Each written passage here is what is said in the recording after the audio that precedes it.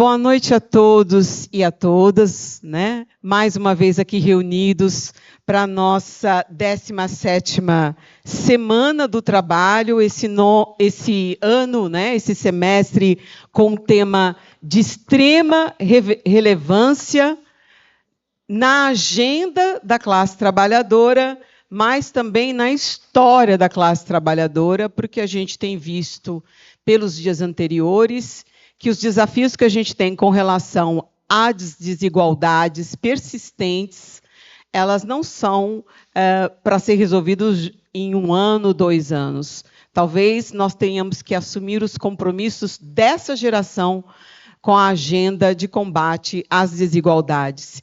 E nós elegemos aqui 2 grandes temas da agenda para discutirmos de forma aprofundada ao longo da semana, que são os temas da disputa da renda e da jornada, entendendo, como a própria professora Fernanda nos mostrou na segunda-feira, há outras dimensões importantes do desenvolvimento que precisam ser contempladas.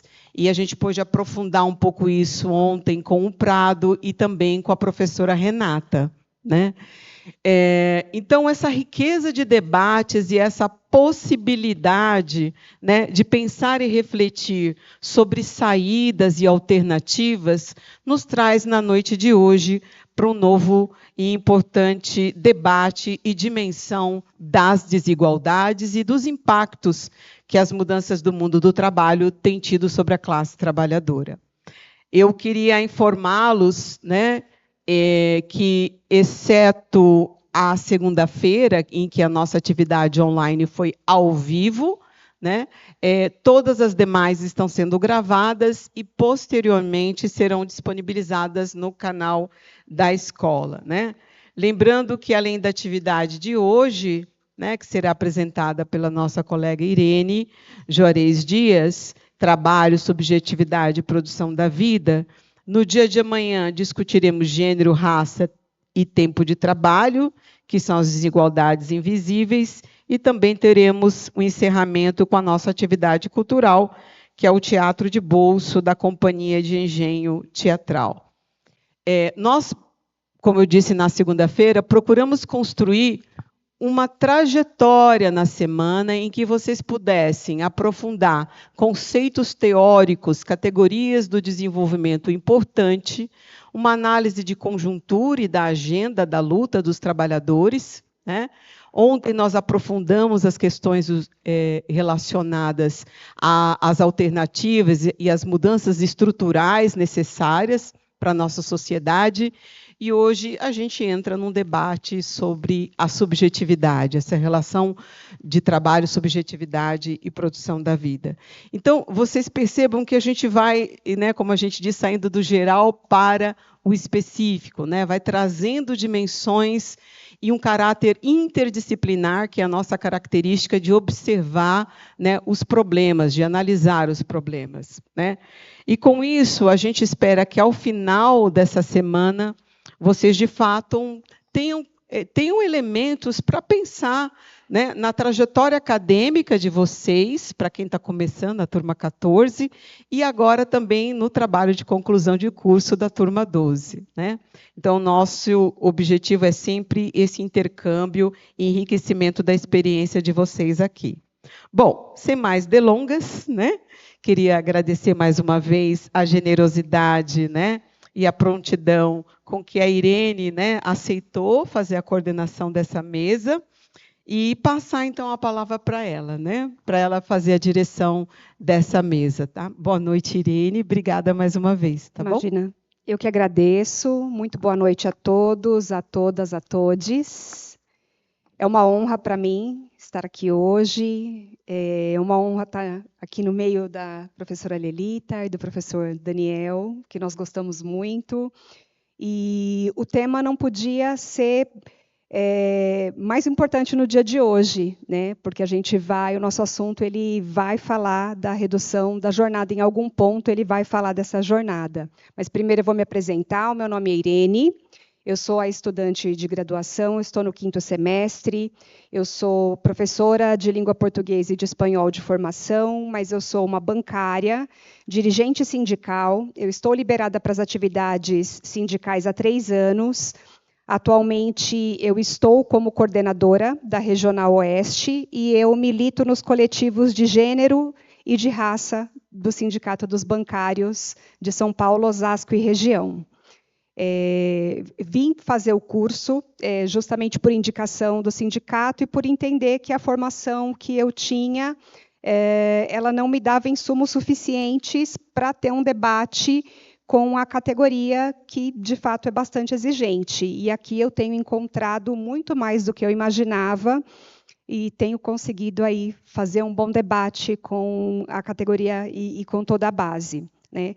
Bom, hoje nós vamos falar sobre o tema de trabalho, subjetividade e produção de vida, né? Então, a gente vai dando continuidade aos excelentes temas que vêm sendo apresentados desde segunda-feira, nessa 17ª Semana do Trabalho, né? Então, nós vamos falar sobre o aumento da intensidade do trabalho, né? O advento da tecnologia que, eventualmente, deveria reduzir, né, a nossa jornada, pelo contrário, né? Ela vem ficando cada vez mais pesada, cada vez mais extenuante e cada vez mais precarizando, né, a jornada dos trabalhadores e, além de tudo isso, também causando uma onda de medo, né? As pessoas não sabem se as atividades que elas realizam no futuro serão substituídas por máquinas, né? Então, a gente tem que lidar com uma classe trabalhadora que está cada vez mais sobrecarregada, cada vez mais adoecida e que está cada vez mais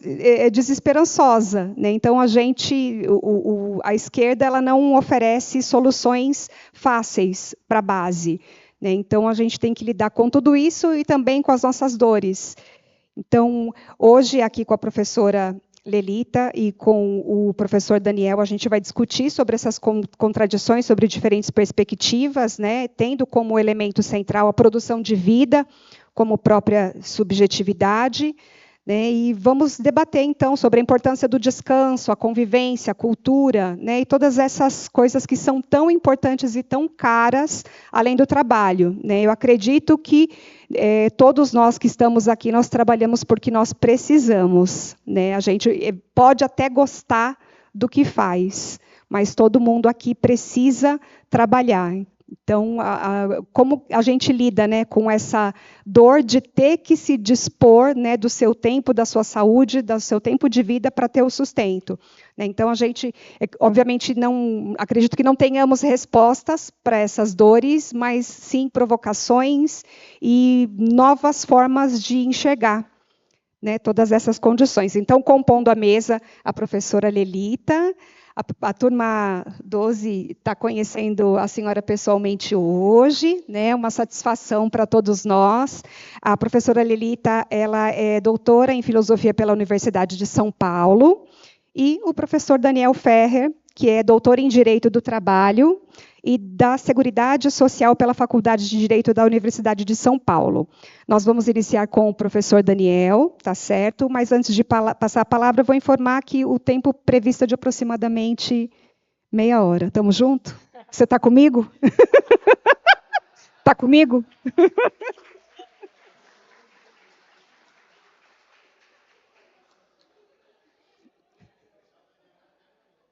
É que vocês aguentam? Meia hora?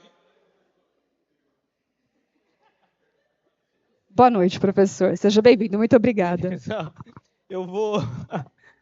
Estão me ouvindo? Eu vou, então, colocar no meu cronômetro, para não correr o risco. Porque eu juro para vocês que eu não acho que eu tenha 30 minutos para falar sobre o tema, tá? Eu estou convencido de que eu não tenho todo esse acúmulo.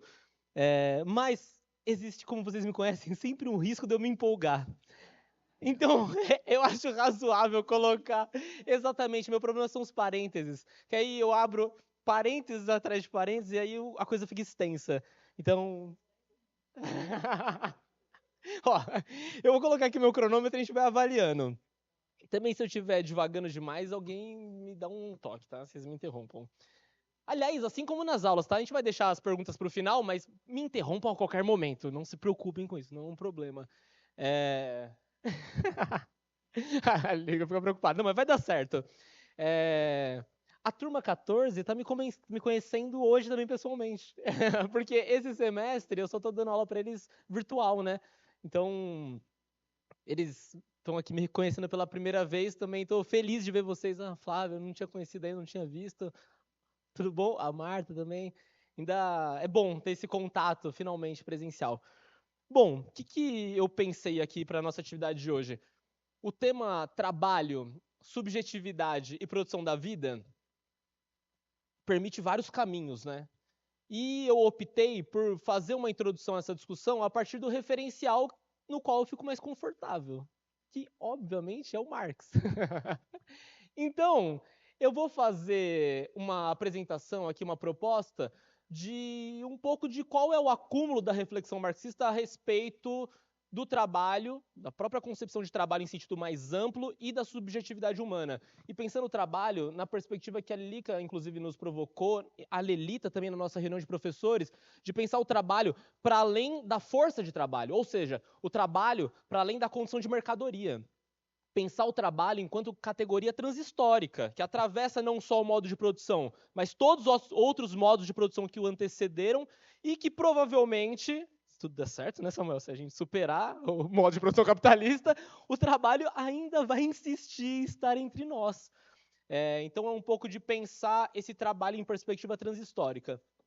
E eu tentei me organizar aqui, vamos ver se dou conta de passar por tudo. Mas olha, para o Marx, inclusive, eu vou já fazer uma sugestão aqui antes da minha fala, né?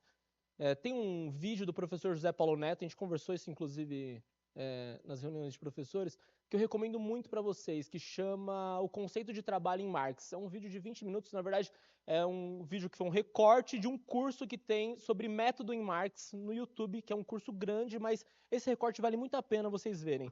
Então, eu organizei a minha fala a partir dessa exposição do professor José Paulo Neto, a partir da minha leitura dos manuscritos econômicos filosóficos do Marx, do Capital. Então, para vocês terem ideia de um pouco de quais são as minhas referências. Está tudo no Marx, tá? E aí, a primeira grande pergunta que ele se faz é tentar entender o que é o trabalho da perspectiva mais radical possível. E não é radical da perspectiva política, de você radicalizar uma discussão, tensionar ela à extrema-direita ou à extrema-esquerda. É a radicalização no sentido de olhar para a raiz do problema, de olhar para o radical. E o que é o trabalho humano na radicalidade do ser humano? Então, a primeira proposta que ele apresenta, inclusive fundamentalmente amparado no Marx dos manuscritos, é dizer o seguinte: a existência humana ela é uma permanente tensão entre a singularidade da existência humana e a generalidade da existência humana. O que isso significa? Significa que eu só existo enquanto ser humano, eu só experiencio o mundo ao meu redor com as minhas faculdades da sensibilidade. Eu preciso alimentar o meu corpo. Eu respiro esse ar que me permite pensar, falar, viver. Então, a experiência humana, ela é necessariamente, em uma primeira dimensão, única e singular aos nossos corpos. Mas ela nunca existe também deslocada, dessituada da coletividade social, da generalidade humana em que aquele indivíduo está localizado historicamente e socialmente. Ela é necessariamente também geral. Então, a primeira proposição que o Marx fala sobre essa essência humana é essa tensão permanente em o que é exclusivamente singular nosso e o que é geral, o que pertence à generalidade do ser humano. Essa é uma primeira provocação, né? E aí, a solução, ele começa a resolver essa questão, a solucionar essa tensão sempre presente na existência humana, a partir da ideia de objetivação. Olha que curioso. O nosso tema da mesa é trabalho e subjetividade. Mas ele coloca que o primeiro atributo da existência humana, que está sempre presente nessa tensão entre o singular e o geral, é a objetivação. Por que objetivação? Porque quando você existe no mundo, seja da perspectiva individual ou coletiva, você tem que objetivar a sua existência. Você tem que exteriorizar ela. Eu existo enquanto indivíduo somente na medida em que eu falo, em que eu respiro, em que eu me alimento, em que eu penso, em que eu concretizo coisas do meu pensamento. Eu preciso objetivar aquilo que eu sou, exteriorizar, porque assim eu consigo me apresentar para o mundo. Inclusive, um parênteses, o primeiro. O professor José Paulo Neto usa alguns exemplos curiosos, assim. Ele fala, por exemplo, uma pessoa que sofre um acidente e está em coma. Ela existe enquanto ser humano? É uma provocação. Está falando, objetivamente, enquanto corpo biológico, óbvio que ela existe. E se for o meu, ele fala, né? Se isso acontecer comigo, eu espero ser muito bem tratado, muito bem cuidado. Mas veja, existe uma dimensão que não é menor na minha existência enquanto ser humano, que é eu expressar ao mundo quem eu sou. E se eu fui tolhido dessa capacidade, dessa faculdade humana, eu não realizo o meu ser humano na sua completude. Objetivar quem nós somos faz parte da essência humana, da existência humana. Essa é uma primeira elaboração. E aí, ele fala o seguinte, vejam, existem essas, isso está no Marx, existem essas objetivações que me situam no mundo, que são passageiras, eu falei sobre os gestos, a fala, o riso, o movimento cotidiano, mas existem objetivações que são mais duradouras. Por exemplo, uma obra de arte, por exemplo, uma fotografia, uma ciência, uma música, um livro. Existem objetivações que atravessam os seres humanos, inclusive ao nosso redor, quando eu objetivo. E aí ele começa a fazer uma elaboração que eu acho, o Marx, tá? Eu acho especialmente, assim, sofisticada. Que ele fala assim, olha que curioso, eu só existo objetivando quem eu sou. Mas quem eu sou é resultado da minha subjetivação possível do mundo. Por que isso? Porque eu preciso acessar esse mundo sensível ao meu redor, cheio de objetivações, obras, livros, orquestras, músicas, fotografias de outras pessoas, de uma coletividade, do acúmulo, do acervo da humanidade, do que foi objetivado por essa humanidade, para que eu possa, então, subjetivar ela na minha experiência, para constituir o meu ser social, o meu indivíduo atuante nesse mundo. E aí o Marx dos manuscritos, olha só, ele está escrevendo em 1844, é muito antes do Capital, tá? Ele está lançando algumas bases, tem uma influência viés muito hegeliano ainda, mas é interessantíssima essa reflexão que ele faz sobre subjetividade a partir do trabalho, né? E aí ele fala o seguinte, o ser humano que é rico não é aquele que tem, é aquele que é. E como é que você é? Subjetivando o máximo de experiências concretas possíveis. O que me torna rico enquanto ser humano é, por exemplo, e aí é um exemplo do professor José Paulo Neto, que ele fala assim, todo mundo é livre para ir ouvir, assistir a Quinta Sinfonia de Beethoven na Filarmônica de Viena. Por que vocês não vão? Todo mundo é livre para fazer isso. Esse é um conhecimento objetivado na história da humanidade, que quem o consome o subjetiva e o torna mais rico enquanto ser humano. Ele usa essa expressão, riqueza, porque é bastante didática, né? Por que vocês não vão? Porque, obviamente, existe um corte de classe para acessar esse tipo de objetivação da humanidade.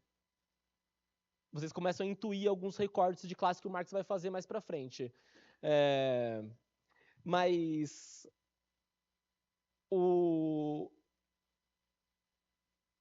eu acho interessante que, nesse contexto, já está posto muito da discussão sobre a jornada de trabalho também. Porque a possibilidade de você acessar, não precisa ser uma sinfônica que toca Beethoven, pode ser um ócio dedicado à leitura de alguma obra, que não necessariamente uma obra teórica, alguma obra, sei lá. Vocês já leram o Guimarães Rosa, O Grande Sertão Veredas? É uma obra de 500 páginas. Seria fantástico que todos nós tivéssemos tempo para poder subjetivar essa objetivação do Guimarães Rosa, que é absolutamente brilhante, lindíssima, que nos permitirá novas grandes reflexões, novas objetivações e construções para a própria humanidade, para nos situar no mundo. E por que a gente não faz isso? Por que todo mundo não lê o Guimarães Rosa? Não tem tempo. Muito objetivamente, a gente não tem tempo. A disputa pelo tempo que está posta hoje na luta de classes é fundamentalmente de uma perspectiva marxista para que nós tenhamos tempo para subjetivar, para construir o nosso sujeito a partir de outros grandes acúmulos da humanidade. Isso não é pouca coisa, né? E aí, o Marx avança. Eu falei que ele está escrevendo em 44. Bom, ele avança no sentido de que, dessas muitas objetivações que são possíveis do ser humano criar e se expressar no mundo, existe uma que é a mais elementar, a originária, a fundante, a principal delas. E aí vocês já devem intuir que é o trabalho. Na aula passada, da turma 14, foi uma aula tentando mostrar para vocês, essa discussão continua hoje aqui com a nossa mesa, mostrar para vocês que o trabalho, ele não é um conceito inventado pela mente do Marx para explicar o modo de produção capitalista, ou melhor, a essência do modo de produção capitalista. Vocês lembram disso? O que é o trabalho no Marx? No Marx do Capital. Não estou falando do Marx aqui dos manuscritos que eu venho desenvolvendo com vocês. O que é o trabalho do Marx no Capital? O trabalho é o denominador comum a todas as mercadorias. A centralidade do trabalho é porque sem ele, essa sociedade não funciona. E eu fiz um desafio para vocês. Eu falei assim, eu duvido vocês me falarem uma mercadoria que não é fruto do trabalho humano hoje na nossa sociedade. Alguém descobriu alguma? Vocês conseguiram pensar em alguma? Até hoje ninguém nunca me falou. Não existe mercadoria que não seja fruto do trabalho humano.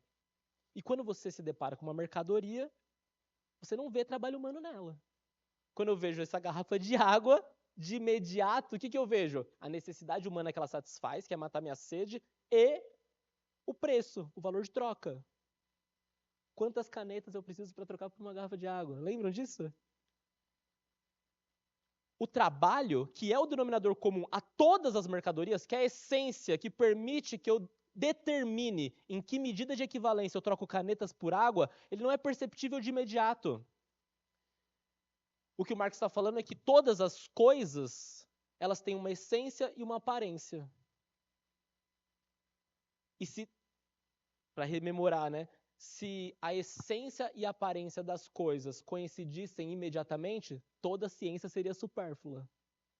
Lembram-se disso? A gente começa o nosso curso assim. Não se esqueçam disso. A aparência do fenômeno Terra é de que a Terra é plana, certo? Se a gente for no alto de uma montanha, olhar 360 graus, qual que é a aparência do fenômeno Terra? É que ele é plano. A Terra é plana. A Terra é plana? Não. É uma verdade objetiva. A essência do fenômeno Terra é que ela é redonda. Você precisa de método, de ciência, para desvendar a aparência e descobrir que ela é redonda. Que é a Terra que gira ao redor do Sol e não o Sol ao redor da Terra. Essa é a discussão do Marx. Quando ele diz que a centralidade do trabalho é o que explica o modo de produção capitalista, é porque essa é a essência do modo de produção capitalista. Isso é uma descoberta a partir do método. Não é um conceito imbricado que explica conceitualmente, tecnicamente, como é que se dão as coisas na nossa sociedade. Bom, e aí tem uma passagem do Marx que eu não cheguei ainda com vocês com a turma 14, mas com as outras turmas já cheguei já. Então, é para vocês rememorarem. O início do capítulo 5 do Capital, o Marx é sobre o processo de trabalho. Eu estava diferenciando com vocês o que é trabalho concreto e o que é trabalho abstrato na aula anterior. E aí, o Marx tem uma passagem que ele fala um pouco do caráter transhistórico do trabalho e o diferencia do trabalho de outras espécies animais. E nesse início ele fala assim, eu vou ler, porque é bem impactante essa passagem, e vale a pena vocês ouvirem com as próprias palavras dele e não com as minhas palavras que eu transformo nisso aqui que vocês estão vendo, né? Essa loucura. Vamos com as palavras do próprio Marx. Não se trata aqui das primeiras formas animais de trabalho. Pressupomos o trabalho numa forma em que pertence exclusivamente ao ser humano. Uma aranha executa operações semelhantes às do tecelão. E a abelha envergonha mais de um arquiteto humano com a construção dos favos de suas colmeias. Mas o que distingue de antemão o pior arquiteto da melhor abelha é que ele construiu o favo em sua cabeça, antes de construí-lo em cera. No fim do processo de trabalho, obtém-se um resultado que já no início deste existiu na imaginação do trabalhador e, portanto, idealmente. Vejam, não é fácil diferenciar trabalho humano de trabalho de outros animais. Não é uma tarefa tão simples, tá? O Marx nos entrega aqui, em alguma grande medida, essa diferenciação de uma forma bastante como síntese, né? Como processo acabado, como reflexão acabada. Mas não é algo simples. É extremamente imbricado, sabe? Porque, olha só, divisão social do trabalho, que é marca da nossa sociedade, só existe entre seres humanos? Exatamente, você falou abelhas operárias, né? Você falou abelhas operárias, Gabriel? Exatamente. Porque, inclusive, é o exemplo do... Não se assustem. Eu não ouvi exatamente. Eu ouvi você falar operária só. Eu intuí que era abelha. Eu não escutei exatamente. Senão o pessoal vai ficar com medo de cochichar, né? Achando que eu tô ouvindo tudo. Não, eu não sou maluco assim. Eu não tô ouvindo... Assustei o Gabriel. Não, desculpa, não foi... Não, mas você tá certíssimo. Se você pegar uma colmeia, existe divisão. Não sei se social do trabalho, mas existe divisão do trabalho. Você tem abelhas operárias, você tem uma rainha. Isso tem várias espécies animais. Não é algo simples. Inclusive, existem espécies animais que transformam o meio ao seu redor, a natureza, em ferramentas de trabalho para potencializar a reprodução da sua própria existência. Algo que parece tipicamente humano, mas que corvos fazem, que elefantes fazem, que alguns outros animais fazem. Diferenciar trabalho humano dos outros trabalhos não é tarefa tão simples. Mas o Marx associa isso diretamente à nossa capacidade reflexiva e pré-reflexiva em relação à construção da nossa subjetividade. Porque, lembra aquela aula de método que eu fiz com vocês? Eu sei que é um pouco denso, um pouco maluco, né? Mas para explicar dialética para vocês, eu falei sobre essa relação entre o pensado e o concreto, entre a imatéria e a matéria, entre a física e a metafísica, essa relação incessante entre essas dimensões da existência, certo? Vejam, o Marx, em alguma medida, está dizendo que, a partir do ser humano, cuja capacidade de reflexão, de pensamento, não é instinto de sobrevivência, nós inauguramos uma outra dimensão da existência. Vou reformular aqui, tá? Para não parecer extremamente árido. Vocês sabem quem que é o Carl Sagan? Já ouviram falar do Carl Sagan? É aquele astrofísico famoso de divulgação científica, e ele tem um livro fantástico, chama Cosmos, que é muito bom. E o Carl Sagan dedicou a vida dele a fazer divulgação científica com seriedade, assim, né? E tem uma passagem dele, que infelizmente eu não tenho ela aqui, então vocês vão ser obrigados a ouvir ela com as minhas palavras, que vai ser horrível, mas o que ele diz é algo do tipo assim: nós, seres humanos, com o córtex pré-frontal, tivemos uma liberação dos instintos animais. Diferente dos répteis, dos babuínos que nos antecederam, ele usa essa expressão, nós não somos mais reféns dos instintos. O nosso córtex pré-frontal nos permite uma mediação com a existência muito maior. Então, nós não agimos exclusivamente, instintivamente, para reproduzir a nossa existência humana. Nós pensamos sobre ela. o que a tradição materialista histórica dialética está falando, na verdade, até já no Hegel isso vai estar presente, mas o que a tradição dialética está falando é que, a partir da existência do ser humano na Terra, nós inauguramos uma nova dimensão da existência, que é o plano do pensado, que é a subjetividade. Ainda assim, e o Marx dá esse grande salto, o que nos interessa é o que é pensado coletivamente que orienta a reprodução concreta da vida, que é o trabalho humano em abstrato. Lembra da aula passada que eu falei para vocês? O trabalho humano em abstrato é uma abstração, certo? O trabalho não está aqui em todas as mercadorias, absolutamente todas as mercadorias. Tudo aqui é fruto de trabalho. Ele está em tudo. Mas ninguém está vendo o trabalho aqui. Ele é uma abstração. Só que a abstração com força no real que organiza todas as relações sociais na nossa sociedade hoje contemporânea sob o modo de produção capitalista.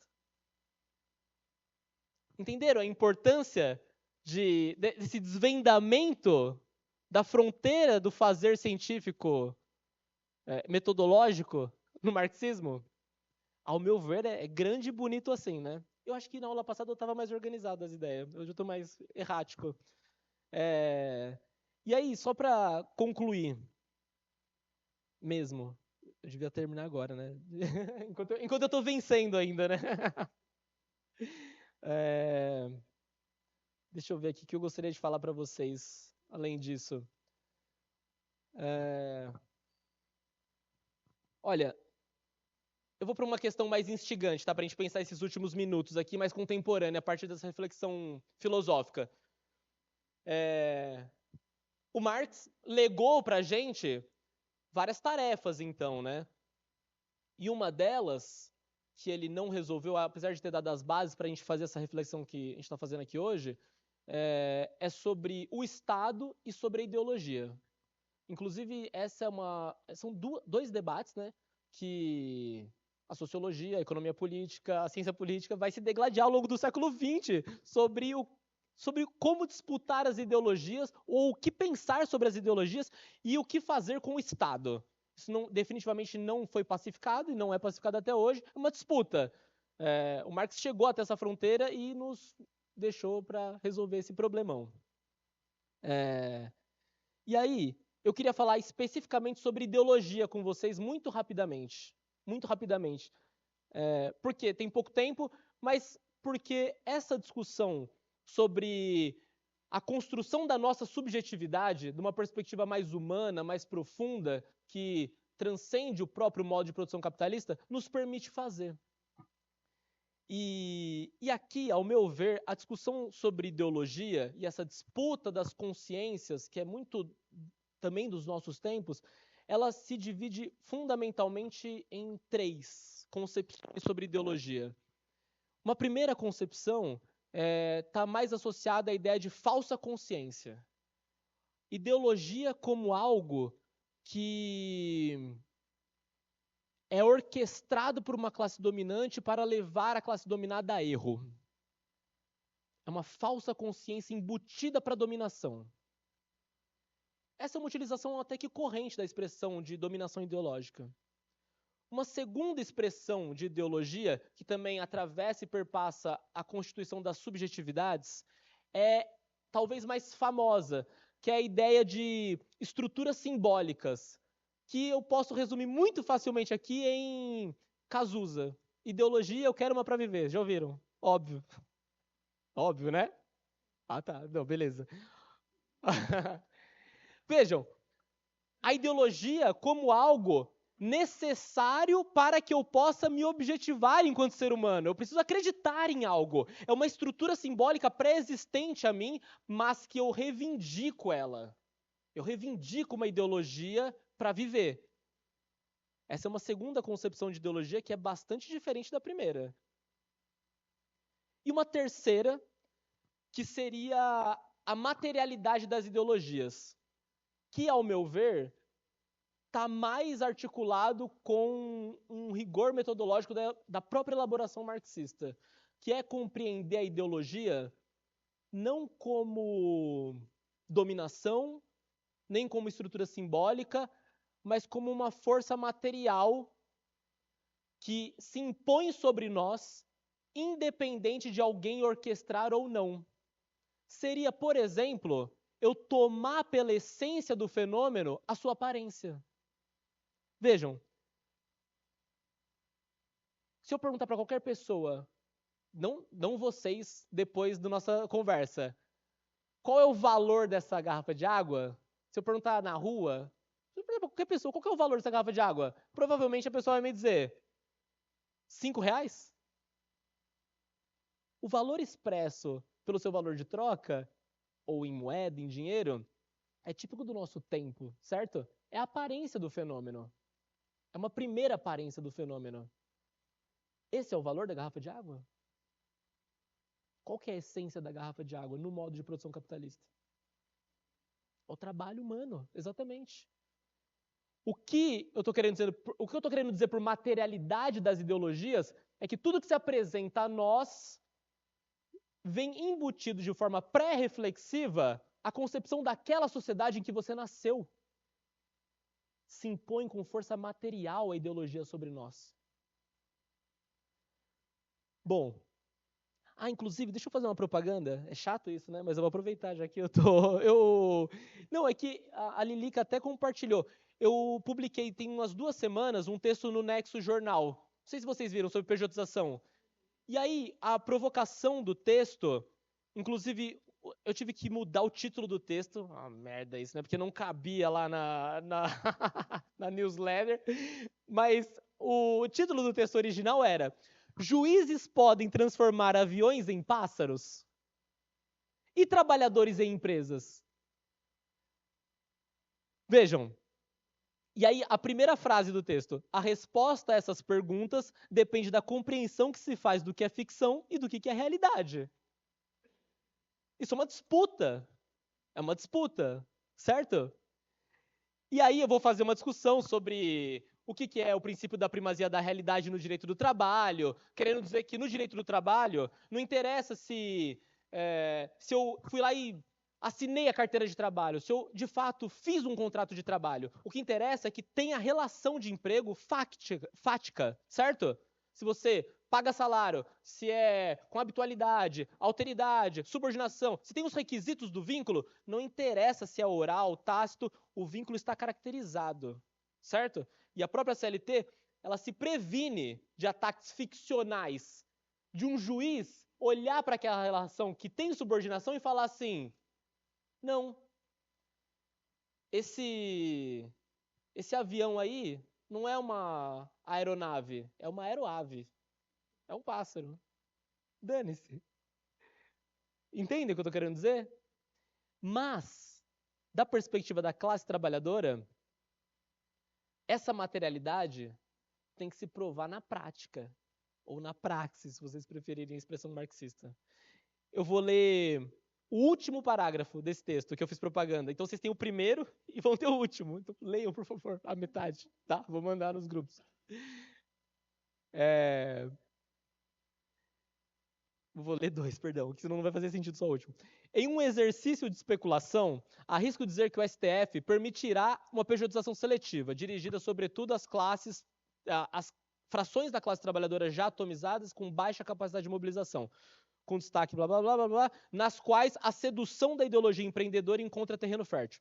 Isso porque não se trata de convencer tecnicamente a Suprema Corte, por meio de argumentos jurídicos e econômicos, de que trabalhadores não são empresas ou de que aviões não são pássaros. Em ambos os casos, a obviedade fática é evidente. Trata-se de demonstrá-la na realidade.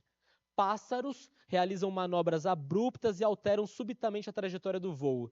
Trabalhadores, quando organizados, são capazes de interromper a acumulação capitalista. Se não o fizerem, terão seu estatuto jurídico progressivamente rebaixado. Primazia da realidade para o bem ou para o mal. Eu estou fazendo essa provocação porque, além dela atravessar a nossa Constituição enquanto... a nossa subjetividade, a nossa Constituição enquanto sujeitos, eu acho que ela nos permite pensar várias coisas. Eu vejo todos os dias, em todos os sindicatos que eu vou, os dirigentes, as dirigentes, falando assim, indignados. Por que um trabalhador defende a retirada dos seus próprios direitos? Como isso? Por quê? Não entra na cabeça. É revoltante. Por quê? E aí eu insisto em alguns graus essa mesma questão que as lideranças sindicais fazem. O que faz um empresário industrial, o dono de uma indústria, defender um discurso fiscalista para o governo, defender corte de gastos do governo, defender taxa de juros, algo que só favorece o rentismo? O que explica isso? Não tem cabimento, certo? Por que o industrial está reivindicando o próprio gasto que é para gerar demanda para ele mesmo? E aí isso me leva a uma terceira questão, que essa é uma meia-culpa, para a gente olhar para nós mesmos. O que faz um sindicato defender um pacto produtivista? Veja, essa questão não é fácil e ela só é possível de ser feita aqui no ambiente da escola, sendo muito franco. Porque nós vamos reivindicar e vamos defender pactos produtivistas nas nossas trincheiras cotidianas. Mas aqui a gente tem que pensar sobre isso. Porque olha só, se um trabalhador precarizado ao extremo se vê como empreendedor, imagina um pequeno burguês. Você acha que a gente vai convencer um pequeno burguês industrial de que ele não pertence à classe capitalista, financista, sei lá o que seja? É a materialidade que se impõe sobre a conformação ideológica dele de imediato. Bom, parei bem obedientemente e desculpa, gente, eu achei que eu não ia ter tanta coisa para falar. Perdão, obrigado, valeu.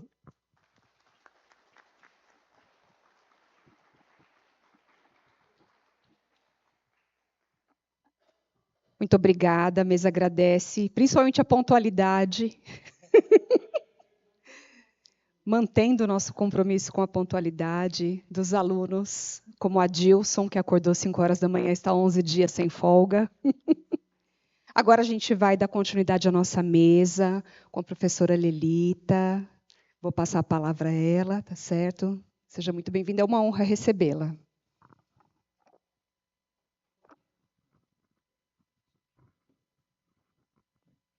Então, boa noite, todo mundo.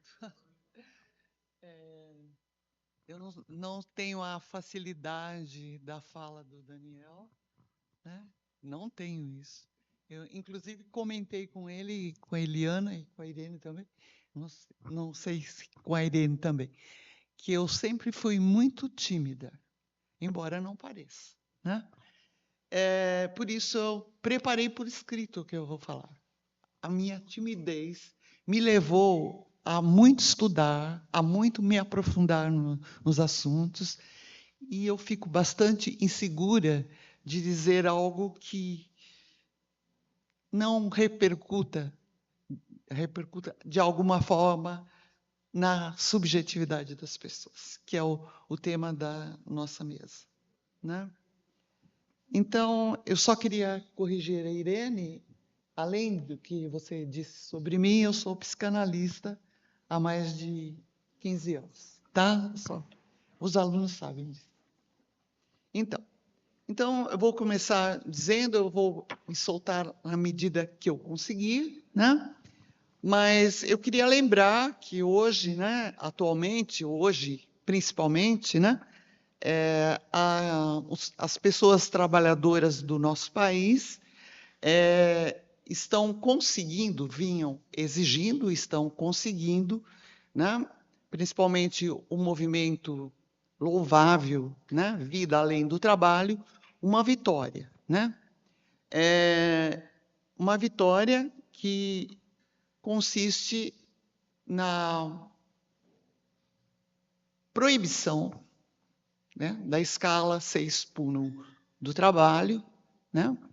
Na diminuição que vai ser gradativa, em vista de um acordo que o presidente fez com a Câmara dos Deputados, uma diminuição das horas de trabalho e o que é principal, isso é o mais importante, sem redução do salário, né? Essa é a grande vitória, não reduzir o salário, tá? Só que, diante dessa vitória, eu pensei que era possível ir além, né? Começar a pensar um além disso, além dessa vitória, dessa conquista fundamental, que é uma pauta que se tornou histórica no nosso país, né? Eu pensei que eu deveria trazer para vocês aqui uma pergunta que talvez cause um certo estranhamento, né? Então, eu inicio colocando as seguintes indagações, as seguintes perguntas. Qual vida existe além do trabalho? Na vida que resta à pessoa trabalhadora, é realmente possível se livrar das amarras do trabalho cotidiano? Bom, eu vou tentar investigar isso um pouco, né? O que me levou a essas duas indagações, que são, no mínimo, intrigantes, né?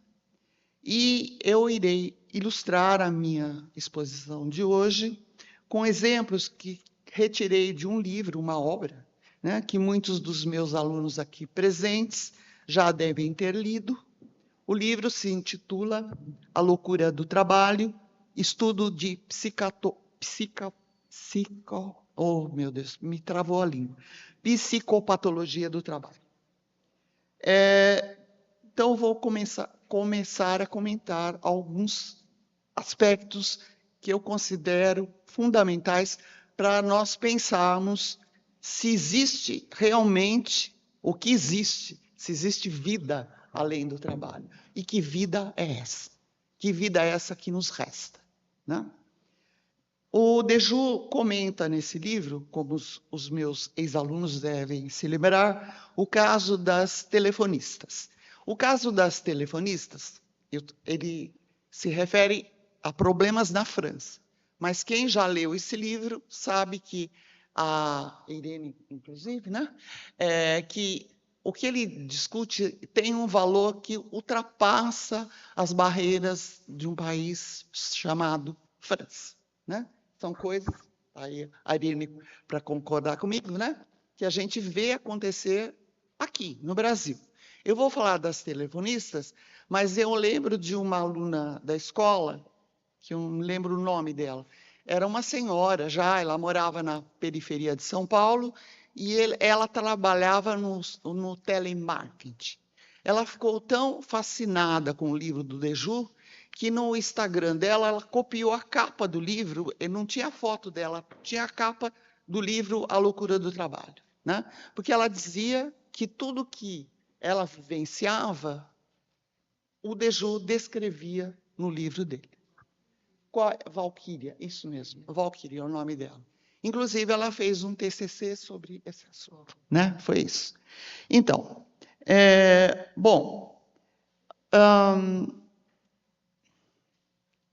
então, eu escrevi aqui, né? Deju comenta nesse livro o caso das telefonistas, que é um caso que foi discutido pela psicopatologia francesa, que surge depois da Segunda Guerra Mundial, que teve um processo intenso de industrialização na França, né? E diante disso, existe uma psiquiatria na França que criou essa disciplina psicopatologia do trabalho, né? E um caso emblemático estudado por eles é o caso das telefonistas.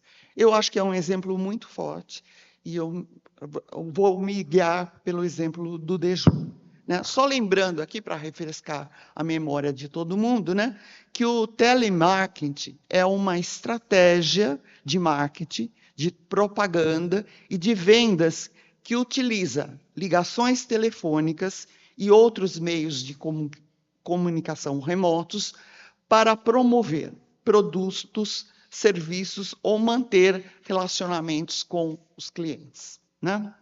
O serviço de telemarketing, até hoje é assim, é executado por trabalhadores em centrais de atendimento chamados de call centers. No caso específico analisado por Deju, trata-se de um serviço estatal. As telefonistas atendem clientes com a finalidade de dar suporte na leitura de um catálogo ou lista telefônica. Não existe mais a lista telefônica, já existiu bastante no Brasil, mas tem internet, né, que funciona tal qual uma lista telefônica, né? Eu acho que a lista telefônica era mais precisa que a internet hoje em dia, né? Enfim, comenta a Deju que os clientes buscam as informações sobre essa lista porque o catálogo é incompleto ou incompreensível. E completa o Deju. Vejam que interessante o que ele diz, e forte, e preciso também. Podemos compreender como deve ser horrível passar 8 horas por dia, tempo da jornada diária de trabalho das telefonistas francesas, sendo uma espécie de prolongamento do catálogo telefônico. Né? Fecho aspas.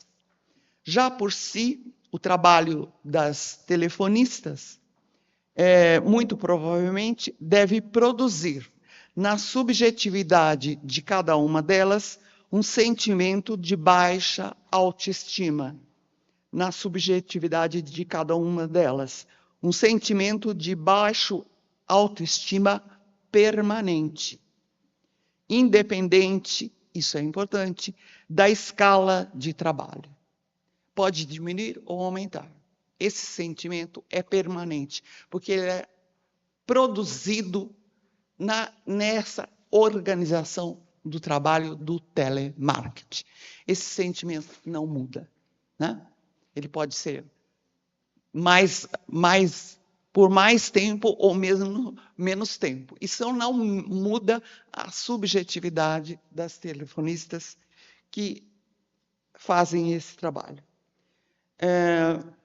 Então, completo aqui, ou em outras palavras, a baixa autoestima é uma das muitas formas de que se reveste o sofrimento mental dos trabalhadores. Ora, comenta o Deju, no caso das telefonistas e de uma pleiade de outras profissões, cito o Deju, o sofrimento mental aparece como intermediário necessário à submissão do corpo. Isso é uma coisa que eu acho que até hoje poucos sindicatos chegaram a pensar essa problemática. Né? Por que se submete um corpo? Precisa que antes se submeta a mente da pessoa. Né? Porque, antes de tudo, somos uma subjetividade que pensa. Né? Bom, então, vamos ver isso tudo mais detalhadamente. Né? Começarei aprofundando a análise do Deju sobre o caso específico, como eu já disse, das telefonistas. Ora, as mulheres telefonistas, e essa profissão, né, era e é predominantemente ocupada por mulheres, na França e no Brasil. Na verdade, as telefonistas executam tarefas predominantemente repetitivas. Né? Então, em A Loucura do Trabalho, Deju nos traz algumas falas dessas telefonistas. Vejam só como a repetição aparece na fala delas. Né? Uma primeira diz o seguinte: tenho que dizer para o cliente o que o senhor deseja, estamos proibidas de dizer o que o senhor quer. Outra diz o seguinte: a frase que a gente tem que dizer é 496 informações. E estamos proibidas de dizer simplesmente bom dia. Tudo bem organizado e repetido. Né? Bom, outra fala de uma telefonista. Não temos o direito de desligar o telefone. É o assinante que deve desligar primeiro. Assim, não temos nenhum poder sobre o assinante. E, finalmente, o comentário de outra telefonista. Durante o nosso treinamento ou aprendizagem, nos ensinam que não devemos ser muito amáveis, pois é preciso desencorajar os clientes a recorrerem às informações telefônicas. Termina a fala da telefonista. Portanto, como a gente vê por essas falas, existem certas regras rígidas relativas à linguagem que deve ser utilizada pelas telefonistas. Linguagem sem liberdade, sem criatividade, que deve ser mecanicamente repetida. Simplesmente não há nenhum espaço para que possa aflorar a criatividade individual, mesmo um simples bom dia. Né? Como comenta o Dejoux, cito o Dejoux, há uma contradição fundamental entre um serviço destinado à comunicação e a proibição de qualquer relação psicoafetiva, ou seja, um simples bom dia. Né? Continuando eu aqui. Além desse aspecto angustiante e castrador do trabalho repetitivo, Dejoux destaca a existência de uma rígida hierarquia de funções nas empresas de telemarketing. Em outras palavras, o trabalho das telefonistas é constantemente vigiado, supervisionado por uma chefia. Sobre isto, comenta ironicamente uma dessas telefonistas. Cito a telefonista. Se o chefe de controle estiver de mau humor, haverá sempre qualquer coisa a comentar. Seja que a nossa linguagem não foi correta, seja que a nossa resposta foi muito demorada, seja que foi muito curta. Acabamos tendo torcicolo, de tanto controlar a chefe de controle. Bom, ironia à parte, lembro aqui que Dejoux demonstra, ponto por ponto, como, cito Dejoux, o trabalho das telefonistas propicia a ocasião de tratarmos da relação existente entre tensão nervosa e produtividade. Essa demonstração ele vai tentar fazer a seguir nesse livro A Loucura do Trabalho. A relação entre tensão nervosa, nervosismo e produtividade, ou seja, aumento da produtividade. Né? Quanto mais a telefonista se enerva, fica mais e mais agressiva e mais intensifica o ritmo de trabalho, ou seja, aumenta a sua produtividade. As reações agressivas são provocadas pelo cliente, pelo controle hierárquico e pelo conteúdo inadequado da tarefa.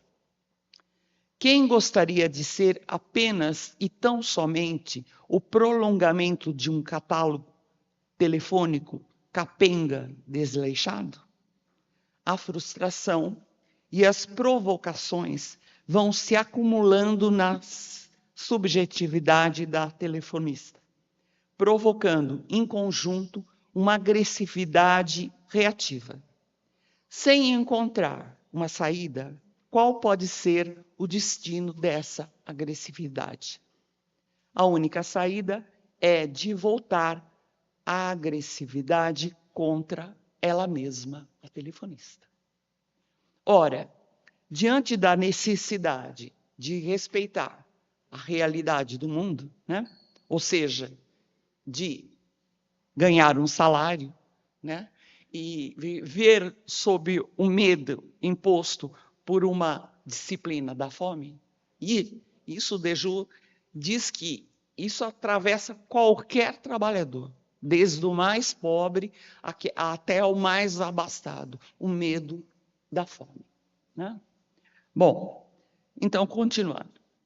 Diante de respeitar essa realidade, a telefonista tem interesse de orientar essa energia para uma adaptação à tarefa. aquela tarefa de responder aos clientes.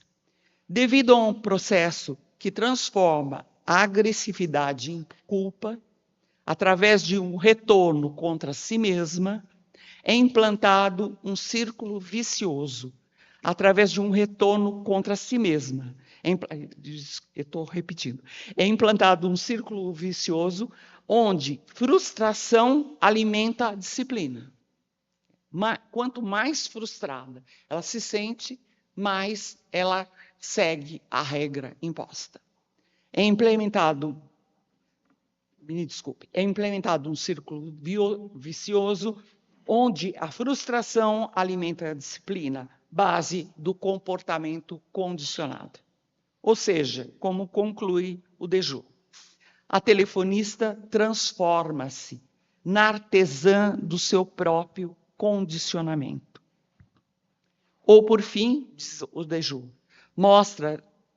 mostra-se, então, nesse trabalho de informações telefônicas, o sofrimento, longe de ser um epifenômeno, é o próprio instrumento de obtenção do trabalho. Por fim, diz o Dejoux, o trabalho não causa o sofrimento, é o sofrimento que produz o trabalho, que aumenta a produtividade. Né? Esse exemplo é complexo, mas é por isso que ele foi citado muitas vezes e foi visitado muitas vezes. Né? As telefonistas, em geral, têm baixos salários. Né? Na França, são as mulheres que vêm do interior. Né? É o primeiro trabalho que elas encontram na cidade grande. Né? Bom, então eu vou agora citar novamente o Dejoux, uma citação mais longa, sobre essa situação angustiante em que se encontra a telefonista individualmente. Cito o Dejoux. Não se pode imaginar uma disciplina mais eficaz ou perfeita que a existente, pelo fato de poder ser controlada a qualquer momento, sem mesmo saber em que momento esse controle é exercido. De certo modo, é a construção artificial de um autocontrole, pois ter medo de ser vigiado é vigiar-se a si mesmo. O medo e a ansiedade são os meios pelos quais se consegue fazer respeitar os preceitos hierárquicos. No primeiro plano, aparece a ansiedade, agir conforme as ordens recebidas, obedecer e proteger-se da ansiedade originada pelo risco de ser pego no erro.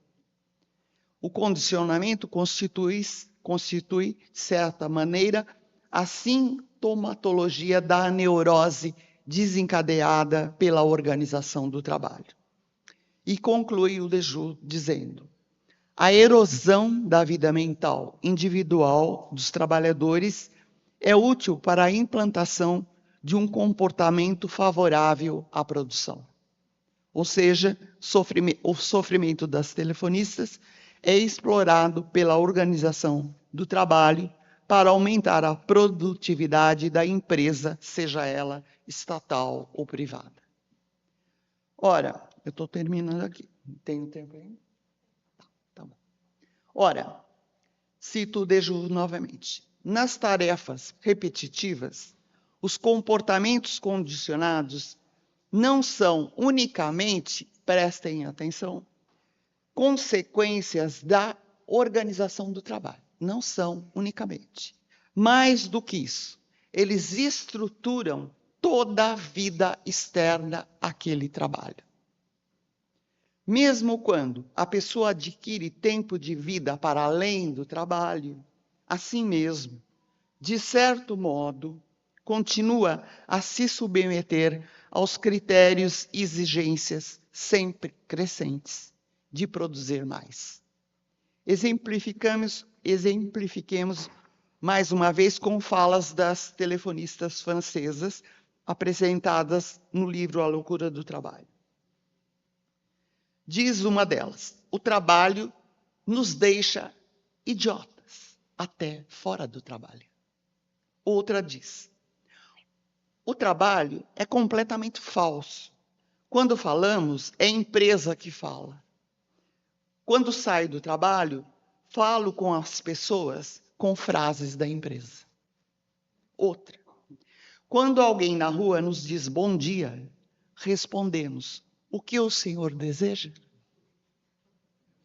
Outra: na saída do trabalho, no metrô, as portas automáticas começam a se fechar depois de um ruído, semelhante ao do telefone. Dizemos, então, automaticamente, nós, as telefonistas, sem pensar o número do posto de trabalho. Então, né, em A Loucura do Trabalho, Dejoux recupera o que ele chama de discurso operário. As falas das telefonistas, ele dá esse nome de discurso operário. São falas de pessoas trabalhadoras de diversas profissões, que repetem uma espécie de mantra, demonstrando como a vida psíquica, além do trabalho, foi invadida, modificada ou contaminada por experiências de trabalho, vivenciadas nas mais diversas organizações do trabalho. E acrescentamos, por nosso lado, que o sofrimento mental vivenciado no interior das organizações do trabalho não está vinculado necessariamente à extensão maior ou menor da jornada do trabalho. O sofrimento mental no trabalho está, isso sim, vinculado necessariamente à realidade do trabalho assalariado e ao medo de passar fome. Então, podem vocês me perguntar: não há mais esperanças? Estamos todos, pessoas trabalhadoras, condenados, é uma pergunta, a sofrer mentalmente no trabalho? A sermos ansiosos, medrosos, angustiados, num sem fim de sintomas psíquicos intransponíveis para sempre? Não é bem assim, não? E a gente pode aprofundar um pouco mais essa reflexão. E tenho tempo ainda? Sim. 5, tá bom. Então não tem. Agora eu vou para outro livro do Dejoux, que eu não trouxe na escola ainda, infelizmente, que se chama Trabalho Vivo, Sexualidade e Trabalho, é bem mais recente. Nesse livro, ele inaugura uma nova disciplina intitulada Psicodinâmica do Trabalho. Neste texto, uma novidade se revela em todo e qualquer processo do trabalho: a inteligência astuciosa, que não é uma inteligência acadêmica, uma inteligência que age pela astúcia. Para Dejoux, essa inteligência seria semelhante à do pequeno Davi contra o gigante Golias. Nessa inteligência do Davi, vale a trapaça, a fraude, o blefe, que integram o arsenal dessa inteligência astuciosa que os gregos antigos conheciam por intermédio de uma deusa chamada Metis. Ora, Metis é fundamentalmente, cito Dejoux, uma inteligência do corpo, que é devida à sua sensualidade, à sua flexibilidade, à habilidade dos seus movimentos. Como eu não vou poder desenvolver isso, que o meu tempo já está vencendo, eu queria falar para vocês que quando eu comento alguma coisa sobre essa inteligência do corpo, né, e falo que no trabalho é o truque, é a astúcia, é o jeitinho.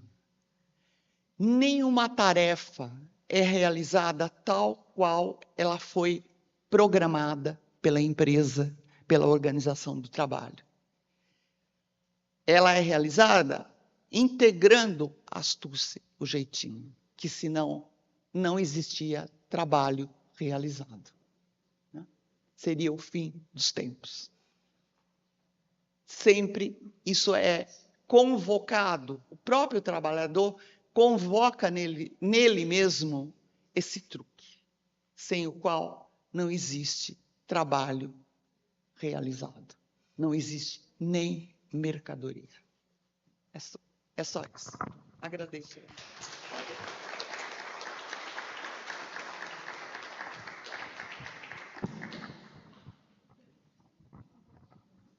Muito obrigada, professora Lelita. Nós vamos abrir agora para algumas intervenções e perguntas. Rafael. Quem mais? Eu vou pedir para que as pessoas se encaminhem aqui para a lateral, façam uma breve apresentação e façam suas perguntas, tá bom?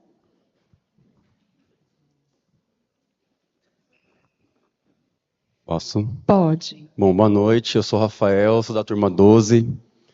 E, bom, parabéns pela mesa, o Daniel sempre fazendo seus parênteses, né? E a professora Lelita deu aula para a gente semestre passado sobre esse livro, inclusive, e aí eu quero tirar algumas questões dos dois casos aqui. Primeiro, o professor Daniel, né, você já tinha falado para a gente da questão do trabalho abstrato, né, tudo isso, e a gente trazendo para a realidade hoje, né, eu convivo com um monte de grupo de pessoas, tanto os trabalhadores quanto empresários. Como que você avalia hoje que a gente vai fazer a conscientização, na verdade, uma tentativa de conscientização para esses microempresários que se acham burgueses, que não têm essa análise de qual a importância dos trabalhos, do trabalho abstrato, que tem acúmulo de trabalho humano nisso, e mostrar para eles qual a importância, né, do trabalho para isso, porque eles entendem o trabalho, né, eu tenho uma visão de que eles entendem o trabalho de forma que o trabalho tem que os servir, e na verdade eles não entendem que eles também são trabalhadores, né? Seja o microempresário, o empresário, eles têm um acúmulo de trabalho ali. Então, assim, como que a gente vai fazer para conscientizá-los de que o trabalho, tanto do trabalhador que produz essa garrafa, esse copo, é tão importante quanto ele acha que só o dele é importante, né? Fazer essa diferenciação, né? E para a professora Lelita, ela colocou ali uma frase no final que não é o trabalho que gera sofrimento, mas é o sofrimento que gera trabalho, ou produtividade, né? Não é a produtividade que gera sofrimento, mas o sofrimento que gera produtividade. Eu queria ouvir da professora, o livro ele foi escrito em 1980, por aí, né? O Deju. E lógico que a gente não tinha tantos recortes como nós temos hoje, né? Eu queria ouvir da professora como que a gente entende que, para aquela época, né? Eu imagino que ele deve ter feito uma análise ali, talvez, para uma classe branca e hétero, normativa. Como que a gente traz isso para a realidade hoje, para a época de 2026? Pessoas que já sofrem os seus preconceitos raciais, LGBT, e as próprias mulheres negras. Como que a gente traz essas pessoas que já sofrem, têm um sofrimento de serem quem são, para a realidade do trabalho excessivo? Vocês preferem? Pode. Então, Rafael, é mais sofrimento. Só isso. O sofrimento foi potencializado. Porque a pessoa tem consciência da sua cor, da sua orientação sexual, então o sofrimento aumentou. Só isso. Obrigada, professora. Bruno se inscreveu. Ele vai responder agora, depois faz tá. a próxima pergunta, tá bom? Deixa eu só falar uma coisa antes de responder o Rafa, que a professora Lelita, eu gostei muito da exposição da professora, e eu achei particularmente comovente, né, o relato das telefonistas, né? Os trechos são muito fortes, né? E aí é engraçado, né? Quando a professora Lelita falou desse trecho, todo mundo fez uma cara assim de lembrar situações em que você reproduziu a lógica do trabalho fora do trabalho, né? E aí eu lembrei uma minha, que é engraçada. Eu já comentei com alguma turma, mas acho que nem todo mundo sabe, eu trabalhei 6 anos numa frangaria, lá em Santo André, frangaria Camilópolis. E aí, frangaria. A gente não matava frango, porque não era um frigorífico, mas a gente processava, fritava, assava, eu fazia polenta, maionese. E aí... É engraçado, porque eu fazia muito pastel também. Era uma pastelaria, rotisseria. Eu fazia muito pastel, Eu fazia pastel de frango catupiry, assim, aos milhões. E aí, teve uma época que eu atendi o telefone da frangaria, assim, frango catupiry, bom dia. E em casa, não, isso até aí tudo bem, é só ridículo, meus colegas de trabalho me zoavam. Mas em casa, eu atendi o telefone de casa, que existia ainda o telefone fixo, frangaria, bom dia, em casa. E aí a galera ligava pra mim e falava assim, frangaria, Daniel, tá maluco? Invade. E é impressionante porque era um contexto de trabalho absolutamente concreto, objetivo, diferente do trabalho que eu exerço hoje, né? E hoje as tecnologias permitem uma invasão do trabalho no seu tempo dedicado ao lazer, que é potencializado ao extremo, né? Então a gente... exatamente. A gente reproduz isso o tempo todo. Inclusive, eu vou parar, senão eu vou ficar só contando fofoca. Eu vou responder o Rafa. Lembrei de uma outra ótima, mas é melhor eu parar. É nessa que eu me estrepo. Ô, Rafa, cara, eu achei boas as suas questões também. Primeira coisa, sobre conscientização. Primeiro, sobre conscientização do empresariado para um pacto produtivista, que é em síntese o que você trouxe, eu não sei se é possível, honestamente. Honestamente. Porque pensa o exemplo concreto da história brasileira. A Dilma, de 2011 até 2016, ela atendeu toda a pauta de reivindicação da Fiesp. Inteira. Nós lançamos aqui o Compromisso pelo Desenvolvimento, o Pacto Produtivista. Sabe o que eles fizeram? Eles colocaram um pato enorme. Dane-se. É isso. Eu não sei se é possível, honestamente. Mas eu acho que existe o que talvez seja mais fértil para nós, é pensar em estratégias de conscientização da classe trabalhadora. Eu acho que as grandes cisões do campo de esquerda organizado é justamente sobre as diferentes apostas de como você disputa as consciências da classe trabalhadora. Isso está posto hoje. Muito. E vejam, existem várias apostas, porque eu posso apostar que para disputar as consciências da classe trabalhadora, eu tenho que fazer um processo formativo. Eu tenho que sentar com o trabalhador e falar, sabe o que é a mais-valia? E alugar ele. Eu não sei se é o mais profícuo, imagino que não, mas é uma aposta de um campo da esquerda. Outro campo da esquerda faz uma aposta que é bem interessante, que é, por exemplo, essa aqui. É muito comum grandes filósofos, aí a Lelita pode me corrigir, terem uma obra inteira sobre estética. O Lukács, George Lukács, é um marxista bastante importante do século XX, que ele escreve uma obra de estética, e, assim, ele é uma obra gigantesca, mas eu vou cometer o absurdo de resumir de uma forma bastante simples, objetiva e didática. Mas ele diz o seguinte: não dá para a gente convencer por A mais B cada trabalhador de que ele precisa lutar pela classe trabalhadora. Mas é possível que a síntese da luta que o faça disputar o nosso lado, pelo nosso lado, lhe seja apresentado através da arte. Às vezes, o que uma música, o que um rap, o que uma fotografia, um filme é capaz de fazer na subjetividade de um trabalhador é muito mais profundo do que uma palestra, um livro, uma aula.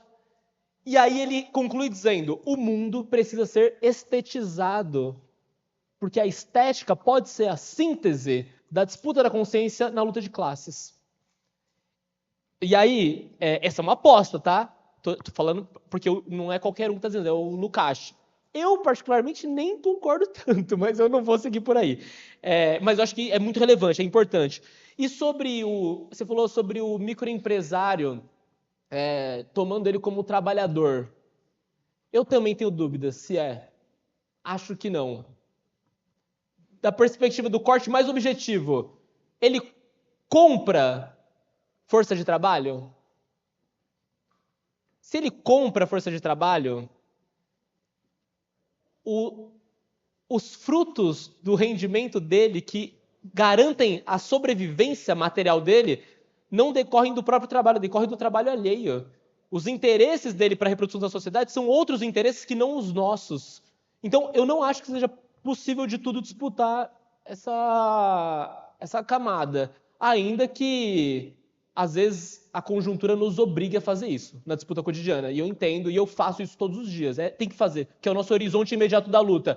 Mas aqui, né, pensando aqui da perspectiva de médio e longo prazo, não sei, talvez a gente devesse pensar outros planos superar a sociedade de classes, né? A Lívia queria falar. Ela concluiu. Ah, tá. Obrigada, professor. Se apresenta, por favor, pode fazer pergunta.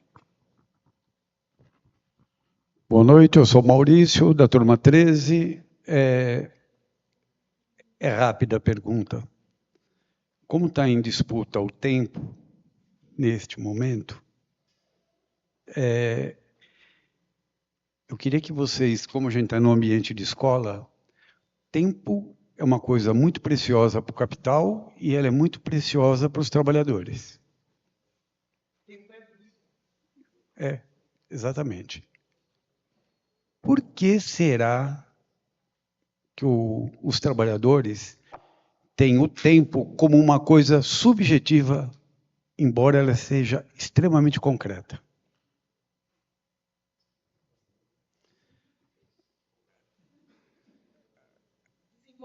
O capital cria até coisas para a gente, né? Tempo é dinheiro, cabeça vazia, oficina do diabo. Você tem que estar o tempo todo produzindo, você tem que estar o tempo todo trabalhando. Os trabalhadores, a impressão que dá é que o tempo é justamente para servir só ao capital.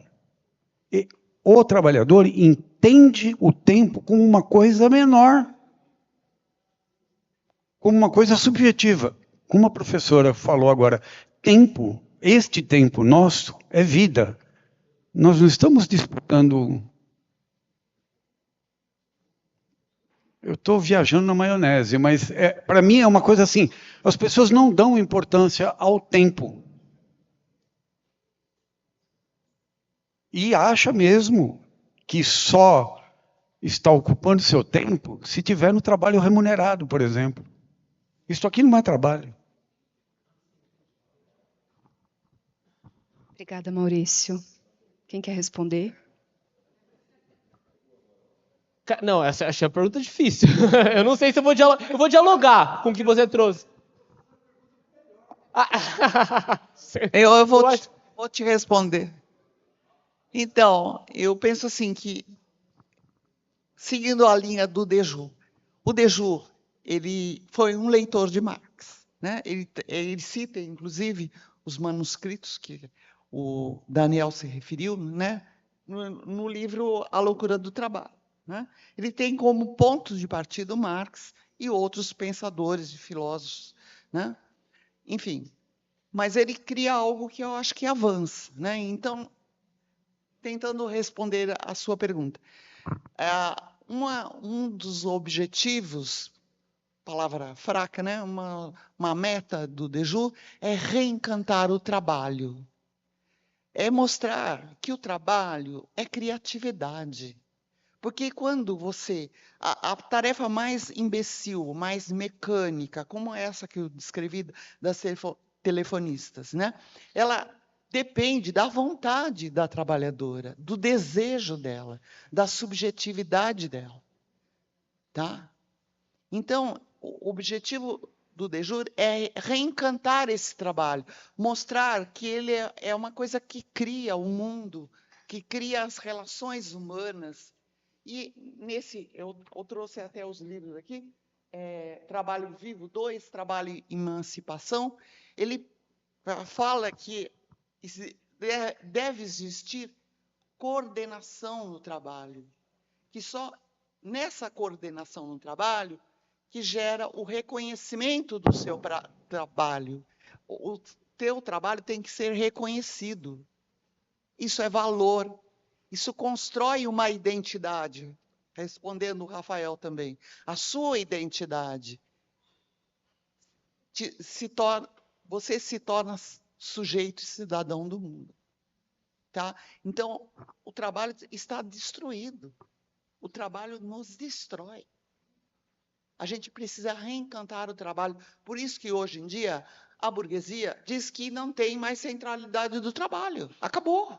É outra centralidade. Não, o trabalho é central na vida humana, porque ele é criativo. Ele pode criar o novo, o diferente, né? Então, falta para a gente essa potência de recriar o tempo de trabalho, né? Ele está roubado de nós. Qual é o caminho? Só as pessoas trabalhadoras que podem indicar um caminho, e se é possível, né? Eu não sou mecanicista no meu pensamento. Eu acho que existe capitalismo ou barbárie, e a gente está na barbárie, né? A gente está vivendo a barbárie. A gente tem que ser claro sobre isso, sabe? Não tem meias palavras. O que está aí, o que está acontecendo agora, é quase uma barbárie mundial. O fascismo avançando em todas as grandes economias do mundo. É Estados Unidos, é França, é Itália, Espanha se salva nesse angu aí, né? E no Brasil? E se o Flávio Bolsonaro ganha a eleição? Tá metade a metade. É um risco. Então, é barbárie, sim. E para vencer a barbárie, é só reencantando o trabalho, não tem outro caminho. Agora, isso depende de quem? Da vontade, do desejo, da subjetividade de cada trabalhador. Sinto muito. O sindicato é uma maravilha, né? Ele organiza, ele dá uma meta, mas o sindicato tem que ser reencantado também. O Rui Braga, aquele sociólogo, ele falou isso aqui nessa mesa há um tempo atrás. O sindicato tem que se reinventar, né? Tem que escutar quem não tem trabalho. Os desempregados, que são outra força que precisa ser angariada para os sindicatos. Em Portugal já aconteceu isso em várias vezes, que é o trabalho do Rui Braga, né? E outra coisa, eu queria fechar, é a última coisa que eu vou falar. O Daniel falando do Marx, eu lembrei de uma frase do Marx, que ele disse num sindicato em Paris, que eu adoro essa frase. Ele falou o seguinte, o Marx, antes do Capital, ele falou o seguinte: não se trata de reformar o trabalho, se trata de acabar com o trabalho assalariado. O salário é a forma central da exploração do trabalhador. Tem que acabar com o salário, né? Poderia ser isso uma escolha dos sindicatos, mas eu acho que é pensar muito longe. Mas tá. Muito obrigada, professora. Quer fazer alguma Vou colocação? ser bem rápido, eu vou na linha da Lelita. O Marx, no Capital, ele fala claramente também. O trabalho é a condição eterna da humanidade. Essa é a expressão que ele usa. É a condição eterna da humanidade. E aí é muito maluco, né? Porque significa que o trabalho assalariado, explorado, alienado, subordinado é a condição eterna da humanidade? Não. É assim como ele se expressa no nosso modo de produção, né? Inclusive, todas as turmas que eu já dei aula, eu tenho certeza que eu falo para vocês assim em algum momento. O ser humano sempre se reproduziu na Terra através da mercadoria, através do mercado? Não. É um fenômeno absolutamente recente. Absolutamente recente. O salário também, exatamente. Na Idade Média, o servo sabia que essa terra é minha, que eu produzo aqui é meu. Essa terra é do Senhor. O que eu produzo aqui é do Senhor. Agora, o salário, ele Mistifica. parece que te pagaram as horas trabalhadas. Não te pagaram, te roubaram. Horas de trabalho. E o salário esconde isso. Eu acho que a questão do Maurício, assim, para dialogar um pouco, tá, Maurício? Porque acho que não tem uma resposta, eu não tenho uma resposta acabada, assim. Mas você fala, eu identifico um pouco na sua fala, um pouco de como a ideologia do capital nesse modo de produção perpassa uma específica noção do que é o tempo bem aproveitado, né? E eu acho que isso está em disputa, e a gente está disputando. Perfeito. Para além disso, acho que a sua fala também transborda para uma concepção mais ampla de tempo, da perspectiva da própria existência do tempo, né? Porque, vejam, faz parte da ideologia do capital vender uma ideia de tempo que é cíclico, que se retoma, que é possível ser compensado no futuro. E essa é uma ideia bastante cristã também. Na ideia de que no limite, ou você reencarna, ou você tem um tempo no paraíso. Essa é um pouco do afago que o próprio capital nos fornece para sobreviver essa vida de mazelas quando o seu tempo é explorado através do trabalho, né? Bom, isso é uma reflexão. Tem um autor que eu gosto, apesar de ser um autor mais liberal, talvez, mas é um filósofo, Henri Bergson. O Henri Bergson, ele tem uma elaboração sobre o que é o tempo que eu acho brilhante, assim. Ele fala algo do tipo: o tempo, a existência do tempo é a prova de que nem tudo está dado. O que ele está querendo dizer? Está querendo dizer que... a provocação é grande, tá? Vou fazer com cuidado. Mas ele está querendo dizer que é o seguinte: se existir uma entidade onisciente que tudo sabe, inclusive o passado, o presente e o futuro, o tempo não é necessário. Se o tempo existe, ele é a prova de que o futuro não está pré-determinado. É impossível saber o futuro. E a impossibilidade de saber o futuro não é uma incapacidade de cálculo das muitas variáveis que atuam sobre o presente. É uma condição ontológica imanente da existência. O futuro não existe. E o tempo presente está correndo hoje, agora. A culpa é sua. Eu estou dialogando com o que você trouxe. Mas eu tenho um texto sobre isso, eu posso te mandar depois. Parei. Mas é muito bom, é muito instigante essa... Ou seja, ninguém vai dormir essa noite, a gente vai chorar no banho. Na pergunta do companheiro, a gente encerra, tá bom, gente? Em respeito às pessoas que acordaram cedo e estão quase dormindo. Boa noite a todas e todos. Professora Lelita, Irene, professor Daniel. Eu me chamo Márcio, sou aluno da turma 13. E eu gosto de provocar o Daniel, porque no nosso curso de negociação coletiva, ele sempre falava: você sempre vem com perguntas difíceis. E eu estava ali ouvindo vocês, né, a professora Lelita falando sobre Deju e a questão das telefonistas, você falando de Marx e o valor, como se dá o valor à água, né, o produto. E eu fiquei ali como aquele meme da Nazaré, né, que ela coloca aquele monte de fórmulas na cabeça.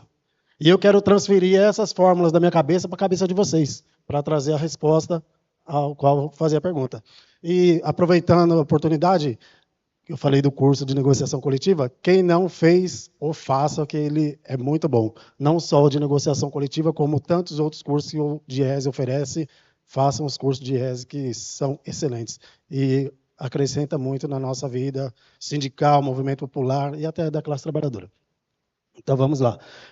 Como que as condições... Apesar que parte da pergunta que eu vou fazer, você já respondeu falando da questão do frango lá... né? Frango assado. Então, mas mesmo assim eu não vou me furtar de fazer a pergunta. Como as condições de trabalho na sociedade atual influenciam a subjetividade dos trabalhadores e impactam a forma como produzem, organizam suas vidas sociais, emocionais e familiares? Como as condições de trabalho na sociedade atual influenciam a subjetividade dos trabalhadores e impactam a forma como produzem e organizam suas vidas sociais, emocionais e familiares. Obrigada. Cara, eu acho que é meio que no sentido do que a gente estava conversando sobre... Eu vou por outro caminho, então, tá? Tem tanta coisa para falar, já falei isso, eu não vou repetir a mesma coisa. O Althusser, um autor que o Samuel gosta muito, brincadeira, o Samuel odeia, mas que eu me identifico como um althusseriano. Depois a gente precisa fazer esse debate aqui um dia, Samuel. Um thompsoniano quase teve um treco ali na primeira fileira. Mas o Althusser, ele tem uma elaboração... Bom, o principal livro dele é Ideologia e Aparelhos Ideológicos de Estado. Recomendo fortemente. Talvez seja a principal obra dele, a obra mais bem acabada. Depois vai ficando cada vez mais complicado, assim. Bem complicado. Mas essa obra é interessantíssima. E ela é muito didática, palatável, assim. E aí tem uma passagem nela que ele fala, dialoga muito com o que você trouxe. Como que se reproduz essas condições? Que é exatamente a pergunta que ele faz. E ele diz assim, ó. Toda criança sabe, ainda que não saiba mais do que isso, que para reproduzir uma sociedade, um modo de produção, você tem que reproduzir duas coisas. Primeiro, as forças produtivas daquela sociedade. Quais são? É a indústria, é o setor de serviço, é o comércio, é o feudo, como a Lelita muito bem colocou. Qual que é? As forças produtivas. Como é que concretamente se produz água para as pessoas beberem? Então, tem que reproduzir isso. Segundo, tem que reproduzir as relações de produção. Porque se houver um descompasso entre as forças produtivas e as relações de produção, essa sociedade começa a colapsar. Ela começa a colapsar. Se elas não se correspondem, elas não se retroalimentam. E você inaugura um processo revolucionário, no limite. Isso está no Marx também, tá? Lá no prefácio da Contribuição à Crítica da Economia Política. E aí, o que ele vai fazer, o Althusser, nessa obra, é olhar para a principal mercadoria do modo de produção capitalista, que qual que é? A força de trabalho. Vocês não me abandonam agora, vocês estão ou não estão comigo? É sacanagem. Deixa mais fácil no final. Ele vai olhar para a principal mercadoria do modo de produção, que é a força de trabalho, e vai entender como que você fabrica ela, não só da perspectiva concreta, material. Como é que você dá qualificação profissional para ela? Não só dessa perspectiva. Como é que você, na formação da mercadoria força de trabalho, você também molda, constrói o indivíduo que reproduz as relações de produção tipicamente capitalistas? É fantástico, porque aí é exatamente a resposta para a sua pergunta. A resposta que ele dá para isso é que isso se dá de forma material, absolutamente objetiva, porque o mundo te interpela você enquanto sujeito antes de você ter consciência de que é um sujeito. Antes de você saber que você é um indivíduo, um sujeito que pode ir no mercado comprar uma garrafa de água, o mundo em que você nasceu já te habilitou para ser um sujeito enquanto tal e que possa comercializar mercadorias. Eu estou falando das mercadorias porque a forma de você existir na sociedade é indo ao mercado satisfazer todas as necessidades humanas. É absolutamente generalizado, tornou-se universal no modo de produção capitalista. Eu acho que a chave é um pouco nesse caminho.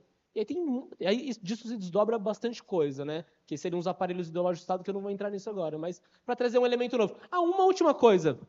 O Althusser, ele faz uma defesa inicial da ideologia em geral.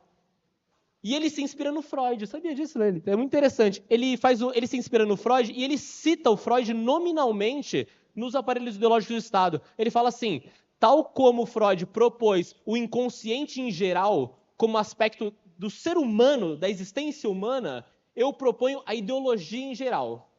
E a ideologia em geral independe do modo de produção. E ele está chamando de ideologia em geral e eu falei sem citar o autor anteriormente, mas era o Althusser, essa assimilação, esse tomar a aparência dos fenômenos como essência dele.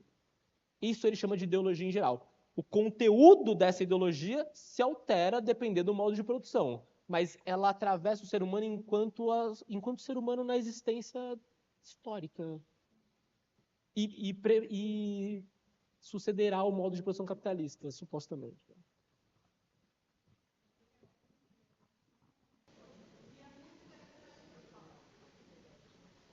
Ele respondeu essa.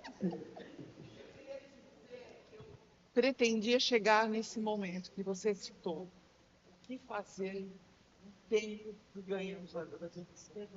Além de o trabalho atravessar também esse tempo, pode ser que você consiga que ele não atravesse tanto.